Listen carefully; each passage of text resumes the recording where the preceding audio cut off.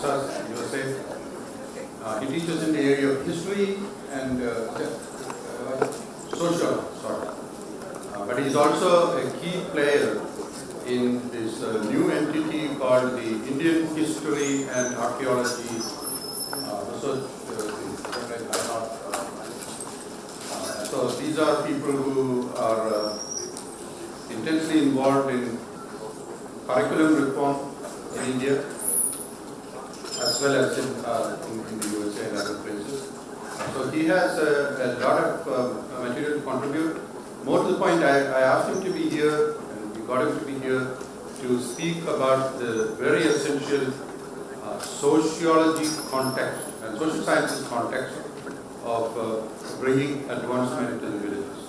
Because we can bring technology and all these grand ideas, finance ideas, this and that, but unless we pay careful attention to the social sciences, these are not going to really succeed. And with that, I think we can really make it. So please. Good morning. I'm Sharad Menon.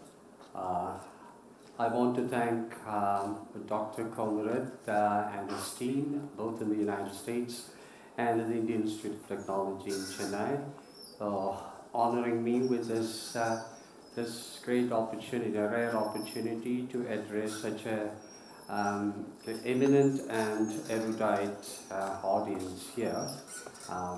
So I'm indeed grateful to the whole team for it, and I hope I can contribute something in the form of some ideas or suggestions.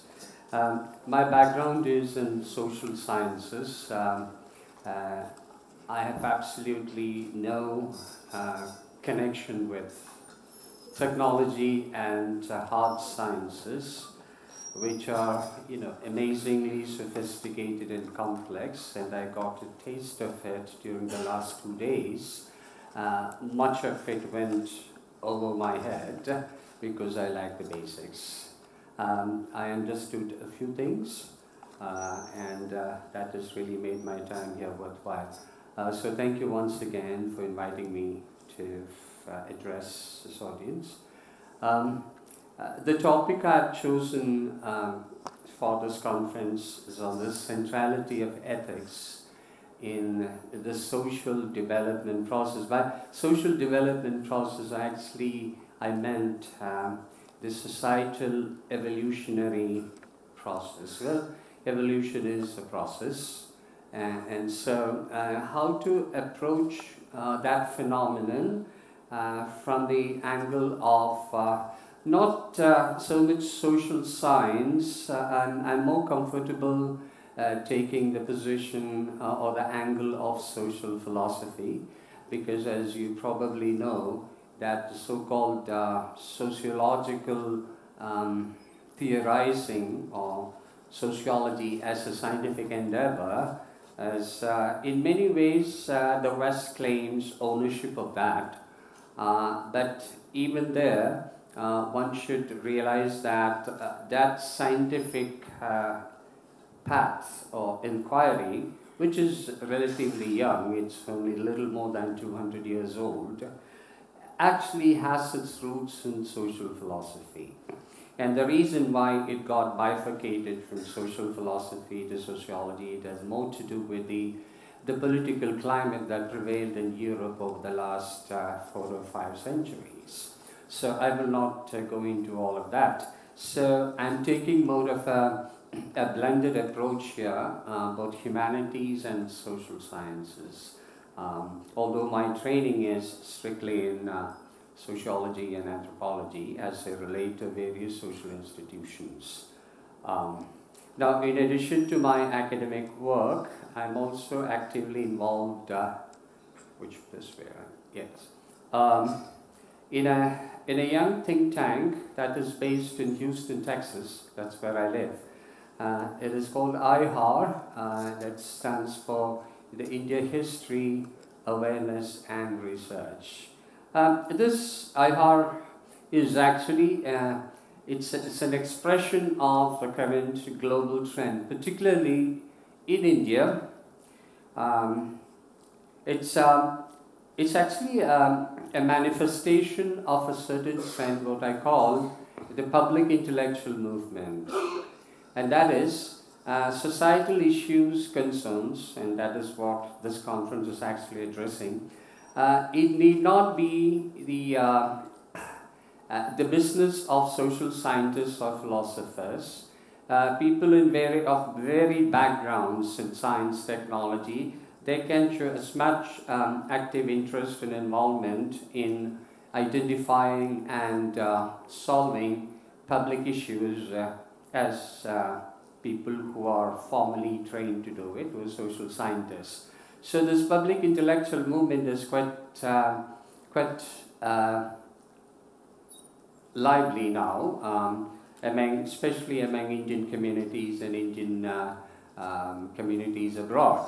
So in the United States also this is quite active, and IHR is actually a result of that. So I'm also involved in that. I serve as sort of an academic advisor to the team, because very many members of IHR are actually trained in non-social science, non-humanities. They're engineers and scientists in biology and other fields, hard sciences. So they need some sort of guidance, so I'm there to do just that.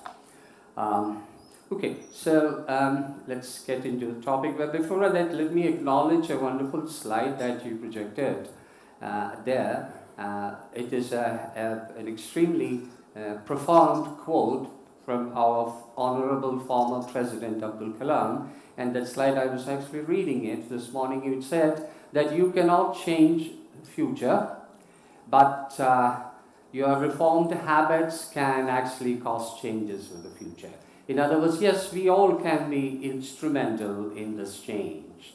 Although there cannot be a very conscious effort, one doesn't directly change, but our actions actually lead to a macro level changes in society. And indeed, based on the many problems and challenges that previous speakers presented here, I'm convinced that yes, India is positively looking forward to solving its challenges with great confidence, which is important. So let me see what I can present to you here from a social scientific and social philosophical perspective. What are perhaps some of the challenges here? And then how we can move forward, and that is the sub-theme of today, is it not? Moving forward. And so in this context, what I want to present to you are two domains here. And one is the domain of culture, and the other is the domain of society or social structure. Cultural analysis is, of course, at the very heart of this problem solving. To the layman, the term culture means, in very general terms, we talk about the very colorful aspects of our life. And that's what we often refer to as culture. Oh, this is Indian culture. And actually, it's not confined to the Indian people. Even in American schools and colleges, they celebrate culture days. They celebrate international culture days. They celebrate cultural diversity days. And very often, those efforts are confined to letting students and visitors taste different kinds of food, or wear ethnic outfits, or listen to some music. I mean, those are indeed very colorful and tasteful. But the term culture it's a much deeper meaning, and it's much broader and deeper. And for convenience, I can briefly just show you the three domains of culture that we often refer to in our scientific analysis. That culture has three distinct domains, and one is the cognitive, which is a non-material domain.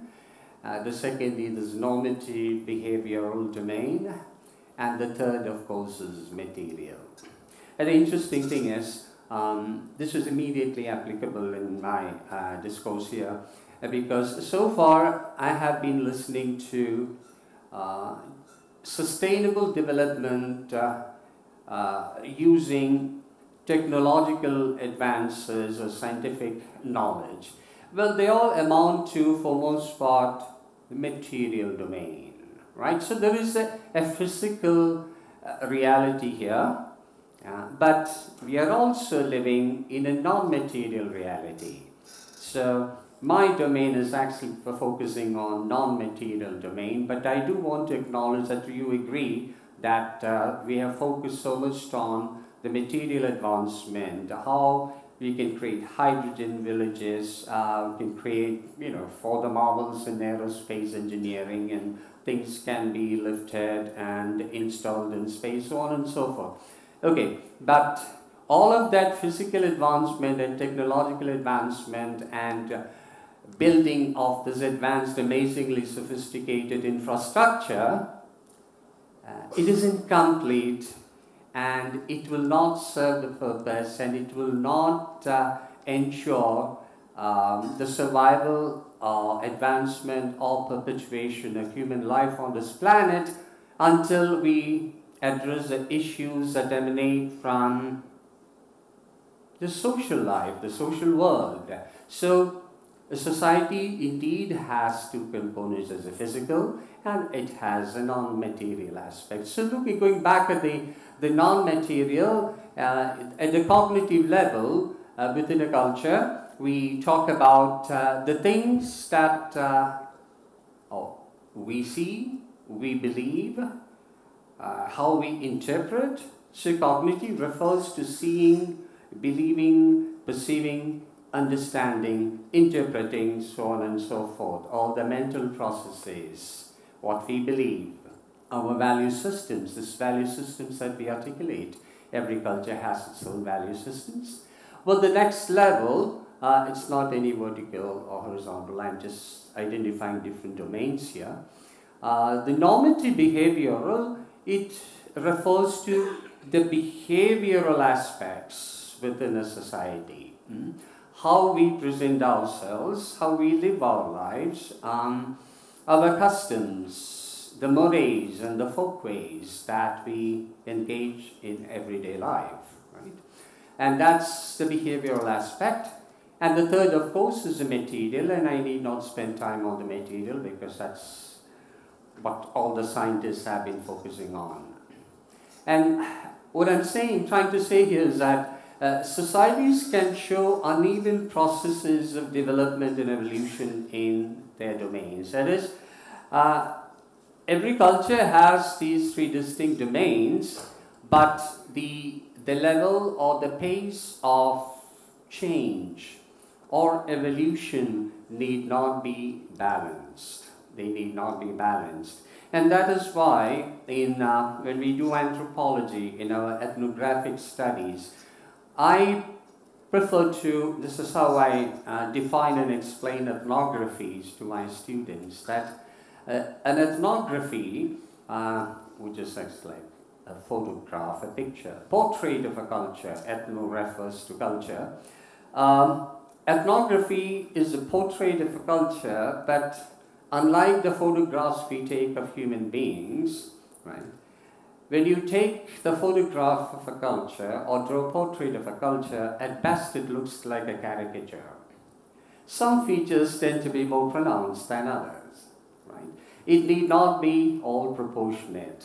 At least historically that has been the case when you read ethnographies, when you look at the cultures of it. And India is no exception. If you look at Indian culture over the centuries or millennia, you've seen at different periods, you will see that some features have tended to be more pronounced, while others are relatively depressed on that. So there's a lack of proportion, but that's not unique to India, that's universal.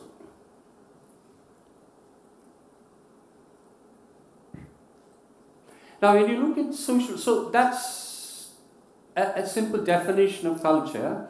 Then you go to society, and I must say that when you talk about social development or societal evolution, any talk of society or any talk of culture is not complete without acknowledging the inseparable relationship between culture and society, simply because one has no existence without the other. that there is no society without culture, and their culture cannot exist without society, right? The two are inseparable. They go hand in hand, and yet they are distinct entities. So, society and social structures, one of the things that I think that perhaps India needs to sort of acknowledge and sort of accept and acknowledge and keep it at the back of our mind in everyday life is that that society has a structure. Right? It has structure. Otherwise, it would sound too abstract, and we take for granted the validity of these concepts. Unless we understand that they have distinct structure, we cannot become active participants and movers and changers in this phenomenon. So it's very important for us to know that society has social structure, and that structuration, the process, is also real, and therefore in the structuration process, we humans are active agencies there. Right? So we must first of all understand the importance of our own place in society, and then also understand that our behaviors and our beliefs are, after all, in the final analysis, to a great extent, they are conditioned by the powerful structures. Structures that are already there, although the human agency is very active in changing it, causing structuration. We are equally impacted by, and we are constrained by, the power of social structures. When I say structure, it sounds perhaps a little abstract, but it's very real and simple. This very institution where you are sitting today and listening to this lecture, it's an educational institution. It's a social institution that is designed to serve a very important social function.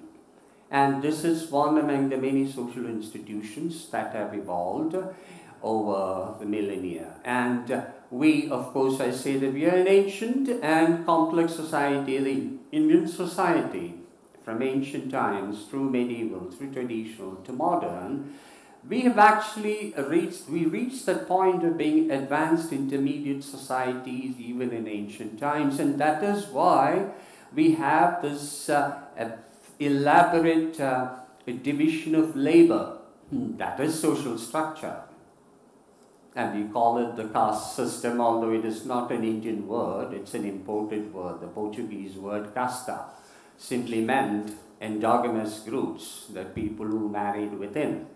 So the caste system then is a form of, it's a division of labor based on occupational specialization without an necessarily inherent vertical structuring, because the caste system and the ancient Indian society has remained advanced from intermediate to advanced societies for a long time, and with a high degree of interdependence. And that's what explains the necessity of caste system, because there is a need for a high degree of interdependence. And therefore, we need not write the idea of a vertical hierarchy into it. In fact, there is no such assumptions at that point. It did come about, but that's not unique to India.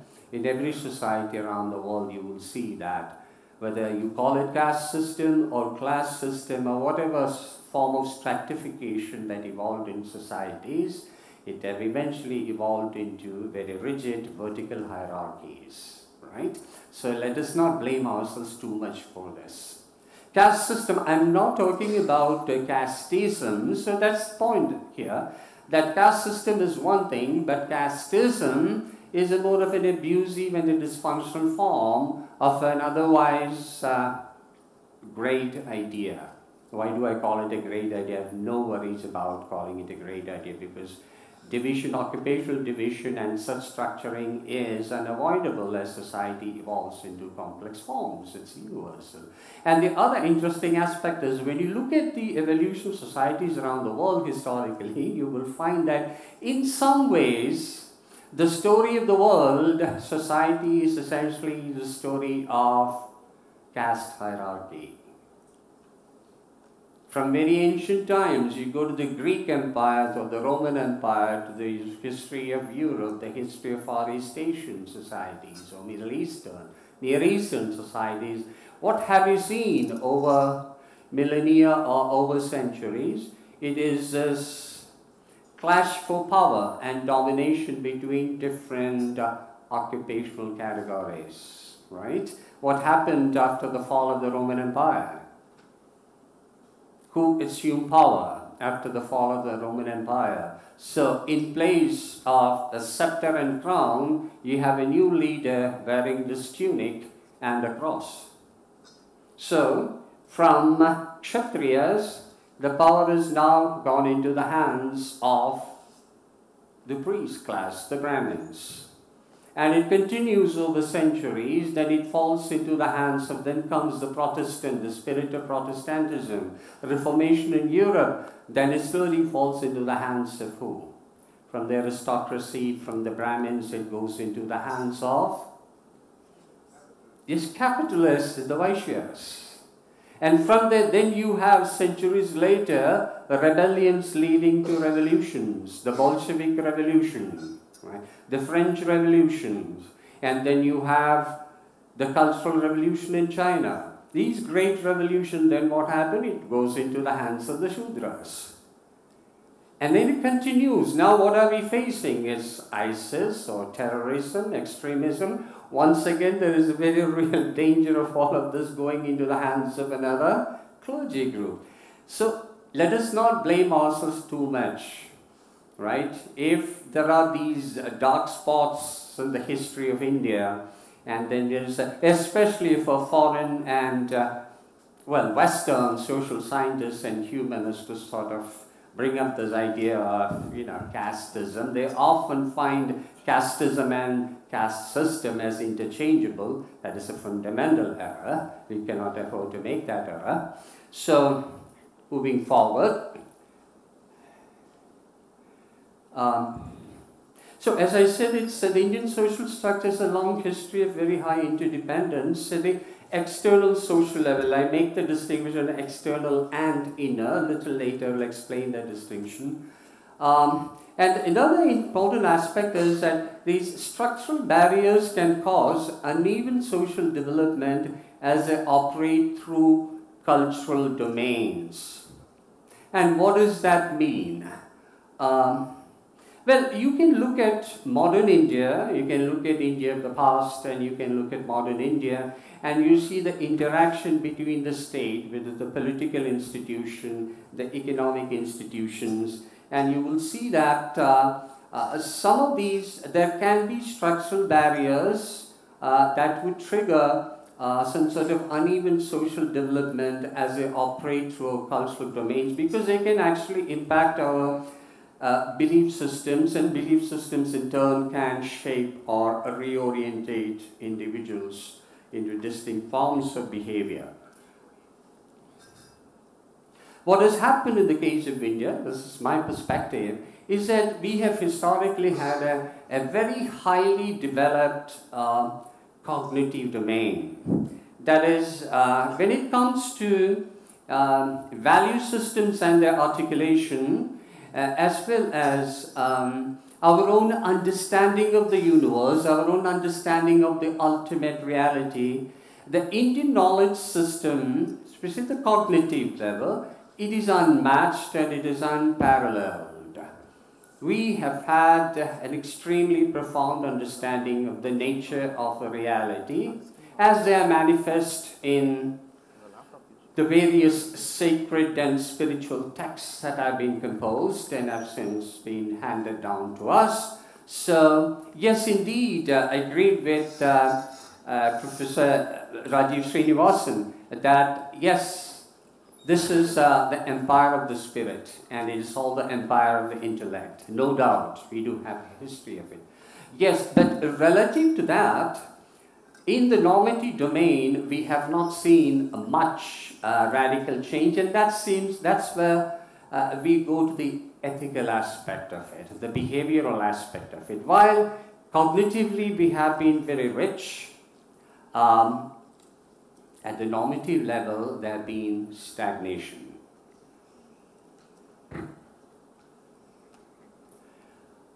Another aspect, related one, is that if you look at contemporary India, we see a lot of political posturing here. And I want to actually look at briefly at this idea of a secularism, that is the incorporation of borrowed constructs into India's political framework.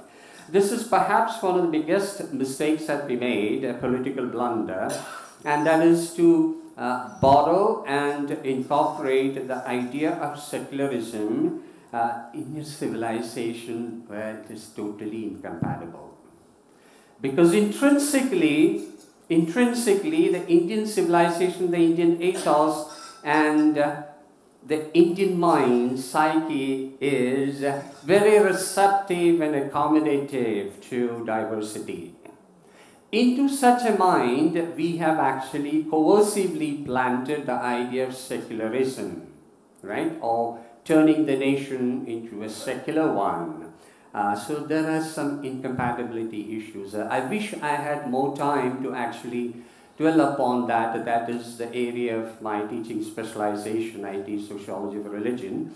But the interest of time, I will move on to that.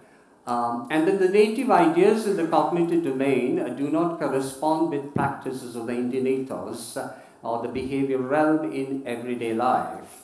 So the native ideas then appear to inhibit support from now, that is restraint, self-discipline. So what happens is, and I will use the next slide to explain what I stated here. Okay. Now, talking about the Indian ethos, what are the guiding principles for the Indian mind? And let us actually contrast it with the guiding principles or the Western ethos, Western European, American ethos. Then you have the Far Eastern. So we have three contrasting realities here. If you look at the West, for the past 500 years at least, I would say it's much older than that. You can at least trace it back to the Machiavellian spirit. And then coupled with the Protestantism, the spirit of Protestantism. What you see there is that in everyday life, in every decision or action that the person engages in, the guiding question is, what am I? And that is, what am I worth in terms of material worth? What do I amount to? And yet, there is no surprise that the West has prospered materially. Yes, indeed, the Protestant spirit has really driven Western economies, and you've seen great progress and prosperity there. Because the individual behavior and the guiding question, it corresponds almost perfectly with the beliefs and values there. Now, you go to Far East, and what do we see? We see one of mutualism. The question that the individual is driven by is, where am I? That implies that I have existence only in relation to the other. In other words, existence presupposes the prevalence of the other. Without that, there is no existence. We cannot talk about existence. So if you go to the societies of Japan or China or Korea, coincidentally, they all came under the influence of the teachings of Buddha. I stop short of saying Buddhism because I don't believe in that term. I'm more comfortable using the expression the teachings of Buddha. All of the societies came under the influence of the teachings of Buddha, who found ethics to be at the core of human existence. Well, if you look at those East Asian societies, then what do you find? The guiding question there is not what am I, but the guiding question is where am I? That is, I have existence only in relation to the other. Yeah? But you come to India, this has gone on in an unbroken fashion. You have seen that our orientation is quite transcendental. The guiding question is neither what am I, nor where am I, but the question is who am I? Right? We have this transcendental orientation which suggests to the individual in a very subtle way, perhaps in a subconscious way, that this life indeed is but one leg in an eternal journey. Therefore, it has only so much significance. So the orientation basically and fundamentally is transcendental and not lateral. And that is a very big difference when it comes to ethics. Because ethics can only be meaningful when you base it on the idea of human interaction. Right? And I would recommend this classic written some 70 years ago by this American social psychologist, Erving Goffman. I'm sure many of you have read, at least in management. Yes, the presentation of self in everyday life. I wonder how often we Indians actually ask this questions. How am I presenting myself in everyday life? Right? So that seems to sort of matter to us less because perhaps the spiritual transcendental inner orientation. Let me move real fast. I have only 3 minutes left. Right? And I need to focus on this. We can talk about this intrasubjectivity, that is, this relationism understood at the inner level. That is, when you go deeper into oneself, you are still able to feel the connectivity with the other. Now, this may not make much sense, especially if I write this in a prescription for change. It is not going to make any sense. That will be a waste of time. So let me focus on this mutualism, that is outer expressions, that in everyday life you see this beautiful harmony that can be found in many East Asian societies. And take Japan, for example. I remember my visit to Japan in 2005 when I visited the World Expo, Aichi, Japan. And I entered the grounds. It was packed with 90% Japanese. And when I entered the pavilion, it was like a 25-minute wait. But the ushers, the boys and girls, Japanese, they saw me from a distance. And the moment they saw me from the distance, they walked towards me, straight towards me, and then handed me the instructions in English. Because when they saw me, obviously, I don't look Japanese, this brown-skinned guy. And they immediately made the connection, well, this man needs help. And they merely walk up to me, cutting all the lines, and gives me the instructions to read as the lines moved. Right? And this type of, and also if you take public transportation in Japan, it's an everyday thing. In every ride you take, whether it is train or bus or anything, the conductor and the driver, at their point of ever, they show up, they greet the passengers with a bow. Why can't we do that? What happened to us? And the sad thing is, when I visited the Shinto Turin in Tokyo, the high priest, when he saw me, actually came to me and struck the conversation. And in the conversation, he actually asked a simple question, well, what happened to your country? We borrowed the gems from your civilization, and look where we are, and then what happened to you? Not sarcastically, not in an insulting way, but very politely and respectfully. They still show respect for India. So something there was missing, and this is why I want to again stress on the centrality of ethics. One of the tragedies that hit us, this is ironic, and you may not believe when I say this, that the most successful democracies, modern democracies, you see that their democracies are actually preceded by periods of non-democratic, coercive governance. And that is sadly missing in the history of India, in spite of the colonial domination by the Muslim invaders and the Europeans. To what extent they effectively controlled the behaviors of individuals, that is still debatable. So there is something that can be said. When I visited Shanghai 10 years ago, in 14 years, they changed the face of Shanghai. How in the world did they do it? With very disciplined labor. And how is that possible? It can only be possible in a system where there is behavioral restraint. So what's the price that we are paying for this infinite freedom that we Indians have enjoyed throughout our existence? So you see that India's political evolution and the state of nationhood.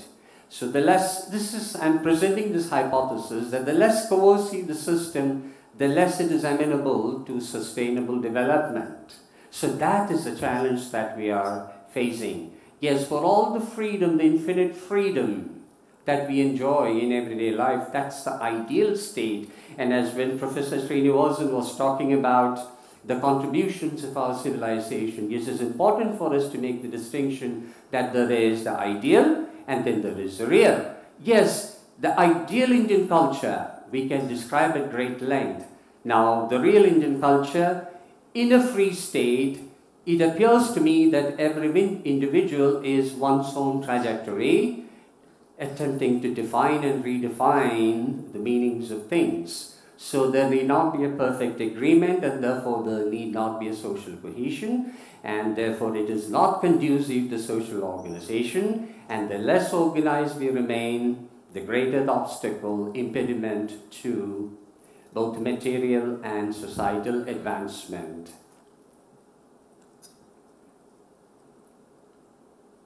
And of course, now we are bombarded with the culture of consumerism. We are actually, India has, of course, as you know, economists will agree that we have reached the level or stage of mass consumption, right? And so we are now bombarded with this culture of consumerism, right? And that is where we can actually, and I would say that in the context of culture, before I wind up, that as I said earlier, that a culture at best is like a caricature. Some features are more pronounced. So it is actually a simplistic thought to say that that cultural relativism is something that every culture, every society should accept and acknowledge. That is, our differences are to be understood and accommodated, because these differences emanate from the distinct realities in which we adapt. But that is not necessarily the case always.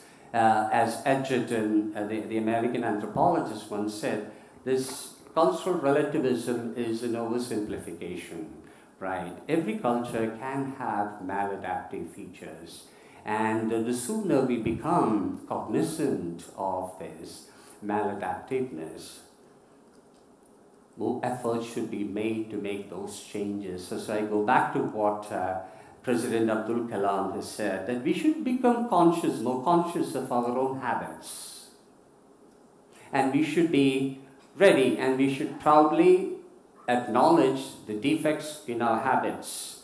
And if we are willing and inclined to change our habits, then that will certainly take us a long way towards prosperity of a noble kind, where we can strike the balance between material happiness and that inner non-material happiness. As a Western sociologist, Raoul Dahrendorf, 70 years ago, German, said, he talked about life chances, how important it is for every society to strike a balance between options and individuals seeking life chances, as well as striking a balance with ligatures or social attachments. Social attachments are important. It is not healthy to see the smallest unit of society as individual. India has always identified the smallest social unit as what? Togetherness. And that is important. At the same time, individuals should be free to explore and maximize their life chances within ethical constraints. And one last idea.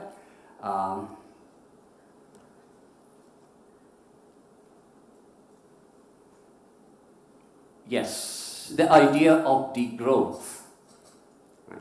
The idea of degrowth, and I combine that with a Bhikkhu Bodhi's, the idea of intrasubjectivity, the idea of affluence. Again, I bring back Ralph Dahrendorf, that how important it is for, at the individual level as well as at the societal level, it is important for us to actually find that balance between the pursuit of individual happiness and the greater good of humanity, of the commons. And it's only through degrowth today, rather than running after this culture of hyper-consumerism, that a degrowth does not mean underdevelopment, negative development. Degrowth very much is related to the idea that Professor Srinivasan once again said, that this is enough, right? And that needs to be defined sensibly, right? And so the civilizational identity formation as a foundation for intrinsically motivated collective participation. So with that I conclude, and that is, in a democratic, highly evolved political system, that you are living in a great happy state where people power is real, where the state is relatively less coercive. I can think of modern democracies and advanced democracies where people talk about material happiness, at the same time they live in systems that are far more coercive, right? So in my graduate years, one of the questions in my qualifying exam was to frame a question. And the question I framed was this, that in systems of rebellion, in systems of social inequality, right, how do we manage to contain rebellions?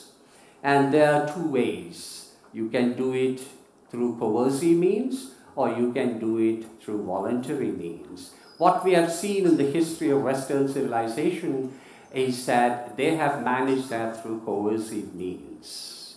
Norbert Elias, again a German sociologist, in his book, The Civilizing Process, essentially it is a coercively civilizing the society, right? With the grin and bear, biting the bullets, at the end of the day, you manage your impressions. Well, that's good. It's important for us to manage impressions, but let it flow from within in a voluntary fashion. And that is India's contribution, not through coercive means. It's a voluntary civilizing process. Thank you very much.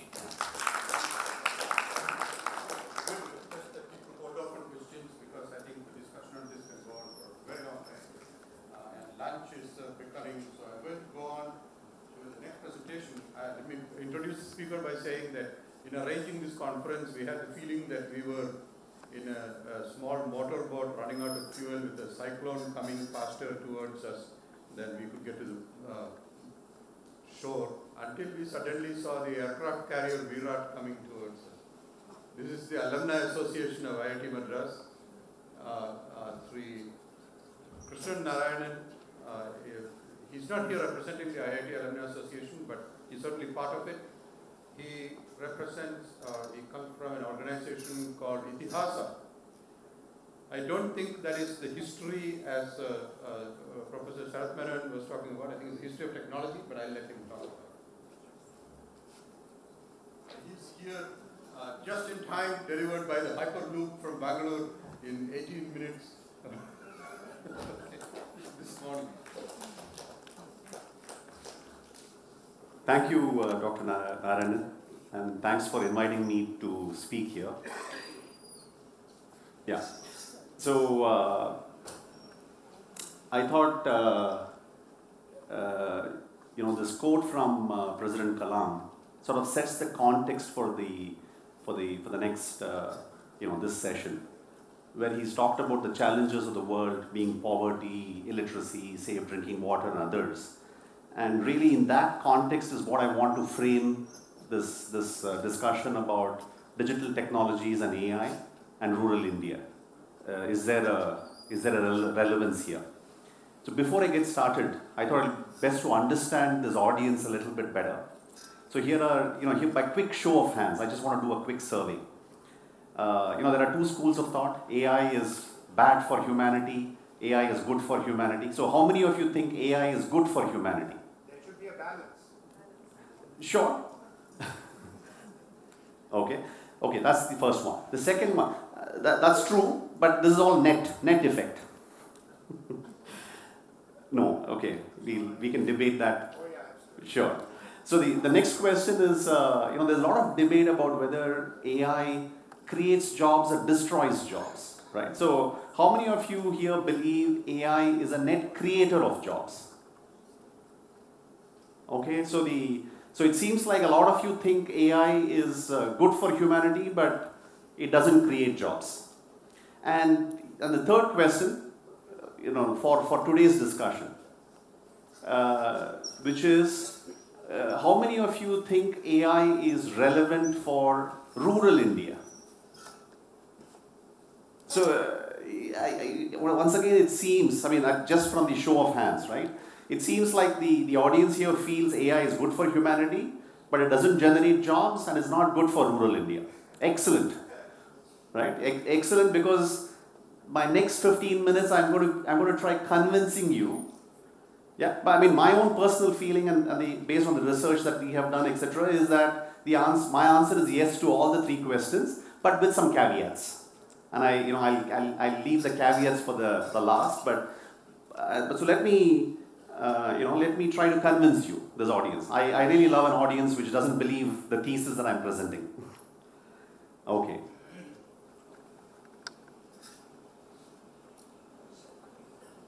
How do I? There. So this is just the company that I co-founded. This one here. Okay. This is called Itihasa Research and Digital. It's a not-for-profit organization. We study the evolution of technology domains in India. Information technology is one of them. We have captured chronicled the history of Indian IT, available as a free app. You can download it and you can experience that. The more pertinent is recently we did a landscape of the artificial intelligence research happening in India and so on. Once again, available freely on our website, so take a look at it. So a lot of what I'm presenting here are conversations that we've been having over the last year with different stakeholders, and that's what you will see here. So the first proposition that I'm making is AI is creating new business opportunities for rural India. Now, just recently, there was a study conducted by this Broadband India Forum in consultation with the electronics, agriculture, and healthcare, skill councils of India, and their report basically said that 2.8 million jobs are going to get created because of AI and IoT by 2029. Right? That's the report. What I want to do is I want to present to you examples of 2 companies which I think are illustrating this point pretty well. The first one is NextWealth. In fact, started by one of the doyens of the Indian IT industry, Dr. Sridhar Mitta and Anand Thalwai, incidentally an alumnus of IT Madras. So this NextWealth, they've got about 1,800 employees in 6 tier 2, tier 3 towns in India.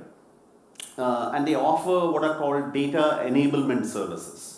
Data collection, preparation, analytics kind of stuff. So an example of a service that this company would offer is let's say a retailer in the US, they need to optimize price in their retail store on a daily basis.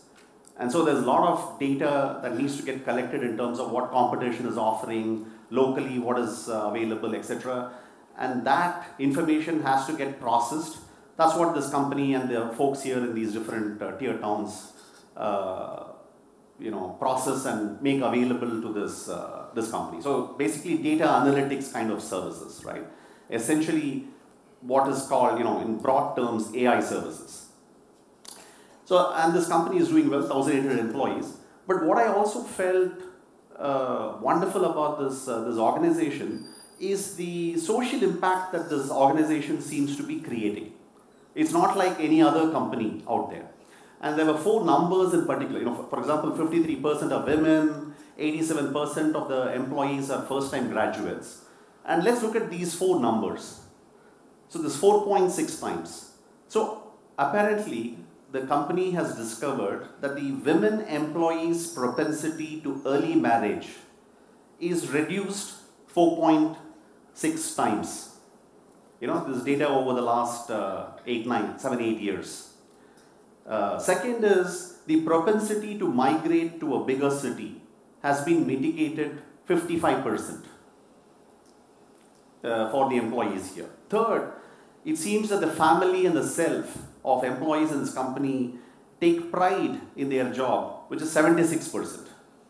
And above all, let's talk this, finally people say, oh, this is great, but tell me in money terms. it seems that 79% of the employees here are economically better off than the others, their local classmates, who didn't take up jobs here in the tier 2, tier 3 towns, but instead went to the tier 1 towns. So I think there is some learning from a company like this, right? This was Next Wealth.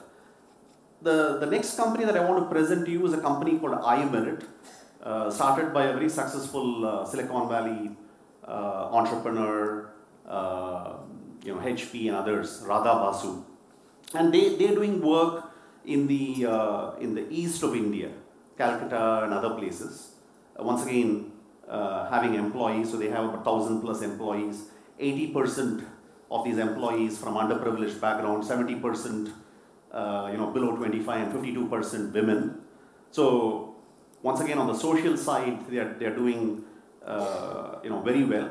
Now, what kind of services does this company offer? Once again, it's what they describe as human-in-the-loop AI services, right? Tech-enabled data services. So an example would be medical imaging for a radiologist.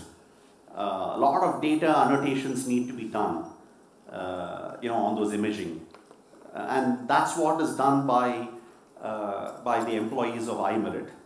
Now, incidentally, iMerit, it's not like people just are picked up and straight away put into this job.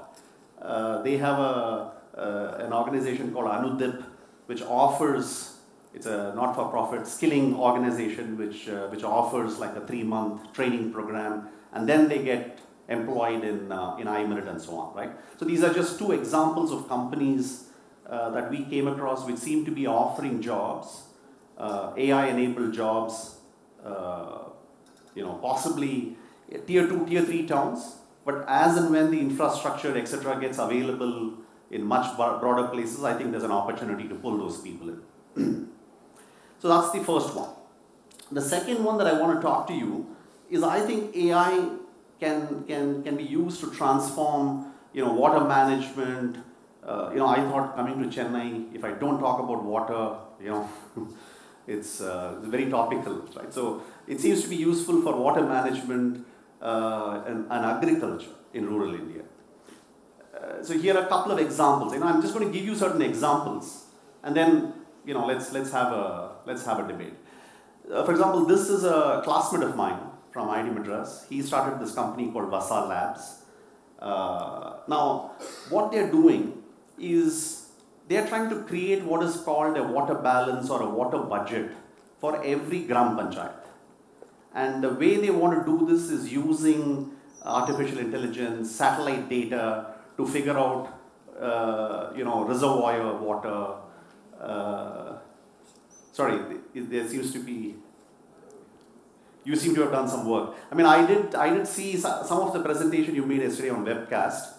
I'm sorry, I know you're the prof from Amrita. But yeah, so that's it. So I think there's a lot of interesting, things like soil moisture, etc. I think those are all things which could be done using artificial intelligence, satellite data, and so on. I think it's also moving into things like pest management, crop pest management, and so on. How do you know whether this leaf is affected by something? You could make use of artificial intelligence to do it. So I think those are all. This is one example. This was a McKinsey Global Institute study, which seems to suggest that AI and digital technologies can add anywhere from 50 to $70 billion of value by 2025, right? When you apply this to agriculture. And these are all the words like farm advisory, like what I talked about, or real-time monitoring of crops and so on. Now, this is another very interesting company called NanoPix. In fact, they graduated out of the Deshpande Foundation. Now, this is a company that uses artificial intelligence to sort cashews. Right now depending on the various sorting, value-added services, the farmers can make more money because they have now effectively sorted it much better, rather than giving it to a wholesaler who does the job and takes bulk of the value. The farmers themselves could do it. And so this is now done. It sorts cashews by color, size, and characteristic in a single pass. is all visual imaging, and artificial intelligence then works on it to sort these cashews out, right? Now, they are also developing what is called a cotton harvest infometer. Now, apparently, and this was fascinating when I spoke to the founder. Of course, I have only seen a farm, let's say in a PowerPoint presentation. I've been a city boy largely, but when I spoke to him, one of the things he talked about in terms of cotton is this. I believe the ability to understand which cotton bulb to pick. That seems to be the secret sauce. Now, that is what this hand meter is now doing. There's a camera. You can now evaluate. You don't need to be trained. You don't need to be sophisticated. The AI system will now tell you whether this cotton bulb is worth picking or not, right? So these are all interesting applications. So we talked about water, agriculture. I think AI could possibly transform healthcare and citizen services, access and delivery in rural India. So let's talk about this. This is another fascinating company, Vadhvani AI. The CEO is an IIT Madras alumnus, Anandan. Now, what you see here, so this is a classic case where a healthcare worker is now taking a photograph of that baby, right? So this is not like a selfie pic or trying to put this on a Facebook. That's not why they're taking this picture or the video. It's actually they're capturing a video. Now, one of the challenges in the rural context, in the maternal or child health, low birth weight babies account for 48% of newborn deaths, right? And so apparently in India, if it is less than 2.5 kgs, it's considered high risk. So most people today, what they do is you'll find in they think every child is 2.5 kgs because they don't want to raise any red flags suddenly. So every child born is 2.5. Nobody captures because it's a very complicated process. I was seeing the video. They have to put it in some weighing machine, and it's very complicated. Here, this is what is called an anthropometry, right? But essentially, it's a solution which now captures a video of the baby and determines the weight of the baby, and that's artificial intelligence, right? There are some things behind it, but essentially, so that's another example, a very interesting example of how this can. And the beauty is, you don't need to be trained. The ASHA worker doesn't need to be very specially trained to do this. All they need to do is they need to know how to take a video. And then the AI system does the rest, right? And we'll keep coming back to this point about this ability to sort of democratize this thing. Now, this is another, I think another huge focus, which is of vital importance to India.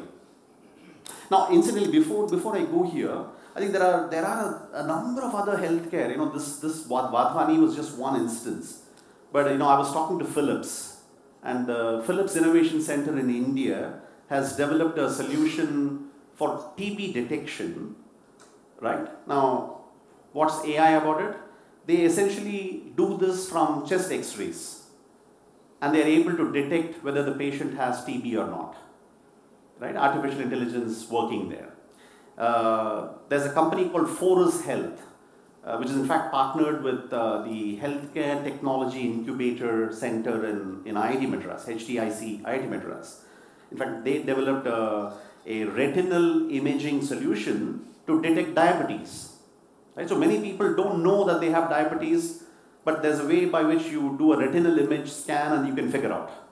And apparently, a significant portion of diabetes that way is like, if you detect it early, you could prevent it. Similarly, there is Niramai, which is another interesting startup in Bangalore, which does breast screening, for the imaging for breast cancer detection. Right now, these are all examples of how AI is used for imaging and healthcare or disease detection. Now you also have other companies like DocSat. There's another interesting startup called DocSat, which is now providing doctor consultation. Over a mobile phone, and artificial intelligence technology kicks in and provides that. So I think there's a huge opportunity in terms of technology. So there are two things which I think this technology needs to do, especially for a country like India, especially in the rural context. Access. Right? Now, access is a big problem. Availability of doctors are not there. And so a less qualified person could become the first port of call with this technology in hand. This is not replacing the doctor, right? But this becomes the first port of call. Then they could be directed to doctors elsewhere. The second one is, of course, affordability. And is there a way that technology could help make these things affordable? And HDIC is an example of a company which seems to be doing that in a very big way, an organization. Now, this is another huge focus area, especially relevant for AI in the rural context, which is Indian languages. Right now, so you see the way AI systems have worked so far, they cater to what is the top 300 million users in India. But the question being asked is, what about the next billion users? And these billion users may not know how to read or write. They only know to speak in their native language. And you give them some form to fill, they may not know. But all they can do is speak. And so how do you now bring a banking service to somebody who speaks in Tamil in a village here, or I don't know, some Haryanvi, wherever, right, in this thing. So there are a number of different technologies that have come in place. In fact, just yesterday I was reading in the Economic Times about Bharat Language as a Service, and there are companies called Jnani.ai, Voxta, Reverie, Niki.ai. There are plenty of companies that have come now, and so the context is this: somebody speaks in the local language, the system is able to understand what the person is asking, and they are able to deliver various kinds of services. It could be banking services, it could be government services. Now, here was a very interesting company that I came across called Gramvani. Now, Gramvani, they have created something called Mobile Vani in places like Jharkhand and other places. Now, what they do is it is like it's what they call as a social media platform, but without internet. All people have to do is call this number, that number there, and that number, once they call, they can access public health information or some information in terms of government services that is broadcast, etc., that is available, but they can also contribute to that social network. So they call and they say, this is my experience. So in a way, the community gets built, right? So these are all examples, I would say. So, sorry, okay. Narayan comes here, I'm looking at the clock now. Okay, so we've now talked multiple examples. Let's come back to this question. This audience now claimed AI is not relevant for rural India. So have I now presented sufficient examples to prove to you that AI is the panacea for the next billion users in India?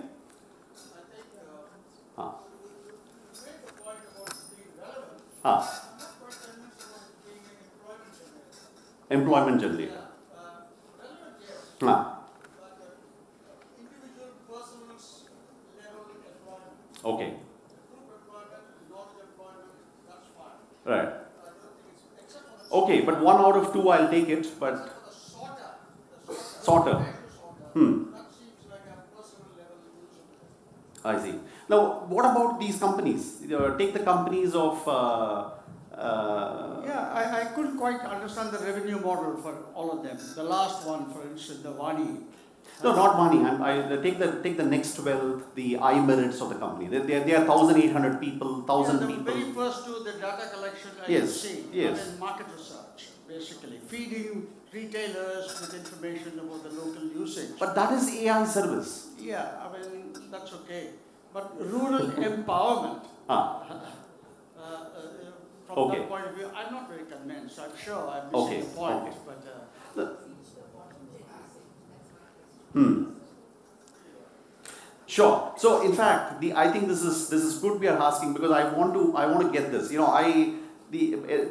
answer to this question is no. My answer to the question is no as well. But I want to figure out what is those points which is preventing AI, or what are those things that we need to consider before it can become the panacea. So let's talk about it. So I think I heard you, which is, hey, you're not sure whether it generates jobs, routine work. You are not sure how it reaches the bottom 10% or this thing. Okay, what else? But yeah, I think the industry has to be tuned in to neo-skilling, so that you have more skilled manpower, which lends itself to the proficiency which is granted by the AI, and that's how you will elevate the whole country. Correct. That is correct. So the example of iMerit, need to have more of these companies. Right. You have to have more partaking. That's correct. So Fine. that's true. So for example, the point which he's making about neo-skilling, and maybe these are I don't know what that phrase means, but perhaps skilling of specific futuristic jobs and so on. Right. So that's a good point. Yes. I just had a question, and thank you for the showcase. But for the most part, when you look at AI, you either give up some of your consciousness to give to another sort of system, and that hierarchy will decide your decisions for you, or you use it as a tool.